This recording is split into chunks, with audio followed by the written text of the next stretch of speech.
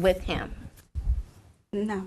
I mean, first of all, and I'm going to be real honest, no matter what, and this is real talk, no matter what, I have me. Right. You understand what I'm saying? I have a full-time job. I drive a commercial vehicle. I'm a barber. I'm a franchise owner with Coverall. I have been for 10 years. I have cleaning companies, so I have me. I have 3 boys. I need to know what you're bringing to the table. You know what I'm saying? You have to be able to help, and vice versa. Why settle for someone who can't help you? And that's even coming from me. Why should a man settle for me? Because it's a lot more to me than my hips and my butt. You understand what I'm saying? Mentally, I have a good head on my shoulders. I cook, I clean, and I'm a provider. I can keep you happy. And if you can't do the same for me, and it's 50-50, it's not 80-20. So, you know what I'm saying? I don't want nobody to be like, oh, no, you know, Miss Kiki only want money. Baby, I have my money. But you're going to have to come to the table with something. And I mean a lot more than just being able to lay in the bed. Okay, Keisha, what are your thoughts? I'm going to piggyback off of her and say that I'm pretty much my own woman. I'm a whole 100% woman. Who doesn't want to be comfortable? But I have been known to be a person to look beyond the finances and to look at the person, the individual, because I've always been a strong person. I mean, I've always had the ability to handle my own. But like I said before, who doesn't want to be comfortable? Who doesn't want to be able to go out and not have to pull their bag, you know, their wallet out and, you know, pay for things? But I'm 100% woman, so I mean. Okay. I appreciate what they're saying, but I think totally differently. And it's funny that you posed this question, because this is actually a question that came up on my show, Bag Ladies Radio. Myself and my 2 co-hosts, we're real women, so we do this kind of real talk all the time. But personally, I can maintain my own finances. Financially, I can do for myself. That's okay. I mean, I definitely want whoever I'm with to come to the table with something, but I'm looking more for mental, emotional, physical even fulfillment. So I don't want to be totally dependent on you financially, because while that may sustain me financially, that's not going to offer me any fulfillment. You know what I'm saying? And I'm more apt to look outside of our relationship for that. If all you're doing is providing for me financially, yeah, that's great, and the type of lifestyle that we might be able to live, is great, but I'd like to think that we could still be comfortable without my having to be financially dependent on you. Like, I'd much rather be fulfilled mentally. I'd much rather be fulfilled emotionally. I'd much rather be fulfilled physically, because I can't do that all myself. Like, to a certain extent I can, but I want a man. You know what I mean? I don't want to be alone. I don't want to be lonely. I don't want to be by myself. Like, yeah, I can sustain. I can provide for myself. I'm okay with being alone, but I don't want to be single for the rest of my life. But I don't want a situation where I'm totally financially dependent, on the man. Like, I want him to have something, but, I want the other stuff. That's more important. You want to be comfortable. That's me. I want to be comfortable. Right. Yeah. One thing I ask myself is, the standards that you have, would you want somebody to place that on you? And my answer is yes. For example, when I use the example, I'm the same person when I was riding a Metro as when I had a car. I had the same character, the same heart, the same standards and everything. And so I would say mentally first as well, because I also mentor young girls, and what I tell them is, you could be living with a guy, y'all can have DVD players and plasmas and all that, direct TV and all that, but he knock you down the steps. Exactly. Right. And so that is not worth more than your self-esteem, your worth, your life. And the thing is that that happiness that financial fulfillment offers is so temporary. You know what I mean? Like, there's no longevity to it. Like, okay, you buy me something today, we can pay this bill today. Like, all right, I'm happy in that moment, but at the end of the day, where are we? What do we have? What's our foundation? What's, finances are a need, but if you want to be comfortable, because of this question, I would say mentally first. Right.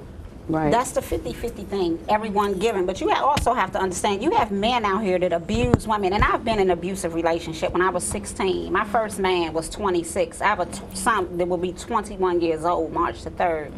That this man abused me so bad. I mean, he blacked my eyes at 16. He was blacking my eyes, bent my finger. I can hear the bones cracking. And he felt like that that mental, he felt like he was actually doing something for me mentally. He thought that was the right thing to do, because guess what? You're going to love me. I'm showing you how to, you know, be able to know how to react to life. You know what I'm saying? If I didn't care about you, I wouldn't hit you, and there's no such thing. Yeah.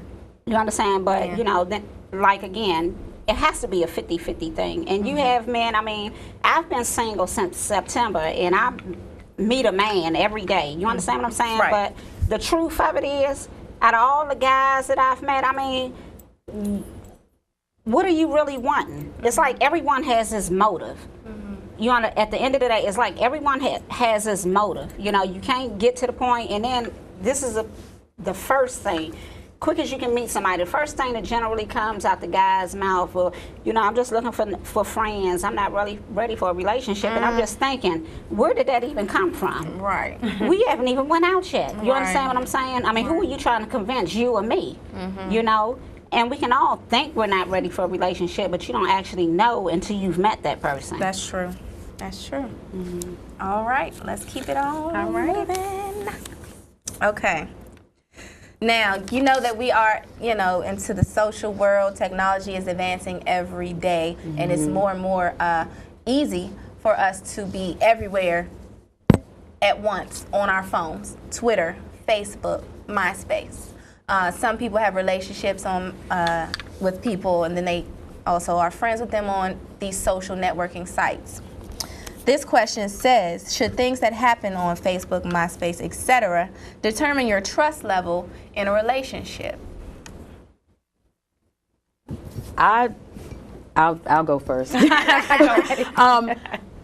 I don't think so. I think, you know, you have to know where to draw the line as far as keeping the way you communicate via those sites separate from your actual relationship. You know what I mean? And I think it speaks, or it goes back to kind of what I was saying too about just your self-esteem and just insecurities that you may or may not have. You know what I mean? Because you have to understand that whoever you are with had these existing relationships prior to you. So you can't be so concerned about, you know, statuses and what's text and what you're tweeting and you know what I mean? And then the other thing too, and that's the reason why they're saying, you know, you hear everybody talking about how much social networking and how Facebook and Twitter and all these different sites are having such an impact on relationships. But the thing is, it leaves so much room for misinterpretation and miscommunication. I might look at your status and see something, and from my perspective, I might think one thing, but you might have meant something totally different. Exactly. But because you have so much communication that's going on, you know, via these sites, as opposed to just direct, pick up the phone and let's talk, or let's meet face to face, let's be one-on-one, it leaves so much room for misinterpretation that people see it, they think one thing, they run with it, so they calling you, what's up, what'd you do, why are you saying this, who is this person, who are you talking to, why are you their friends? And it's but just twisted all out right, of the exactly, way it was meant. exactly. And So in a relationship. right, exactly. Keisha, what are your thoughts? Oh wow, I'm not a fan of Facebook. Although I have a page, I'm not a big fan of Facebook because I do believe it causes separation. Okay.